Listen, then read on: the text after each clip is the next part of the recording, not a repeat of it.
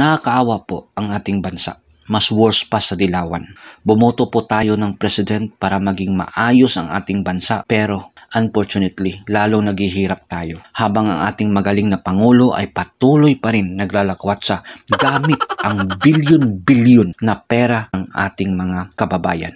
Habang naghihirap at walang makain sa sobrang mahal na mga bilihin ang ating mga kababayan. Nakakaawa po ang ating mga kapwa Pilipino na naghihirap ngayon. At hindi lang yan, kahit sa live ceiling harap-harapan, hold up ang ating mga inusinting babae na naghahanap lang ng pera para ibili sa mga nagmamahala ng mga pagkain ngayon. Nagtatrabaho ng maayos pero pinapatay sila, hold up sila sa mga masasama. Pero wala nang namang aksyon ang ating Pangulo. Paano na ang ating bansa ngayon? Hindi lang naman naisip ng ating mga kababayan, dapat nating piliin yung taong may pagmamahal sa kapwa.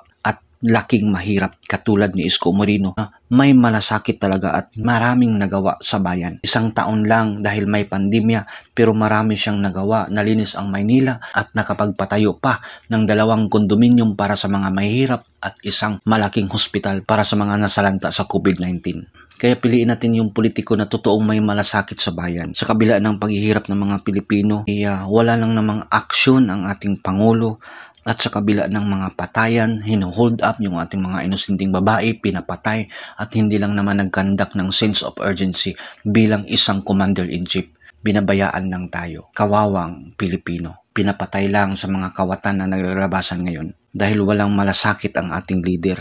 Walang malasakit sa bayan at walang pagmamahal sa kapwa. Yun ang totoo. At ginawa pa nilang santo na kahit walang ginagawa, puro lang lakwat sa gamit ang pera na billion of money sa taong bayan ng ating mga taxes. At hindi lang yan, nangungutang pa ng billion of dollars, ilang billion na yon na kahit pakainin niya yung lahat ng mga Pilipino ay hindi maubos yung billion of dollars na inutang niya.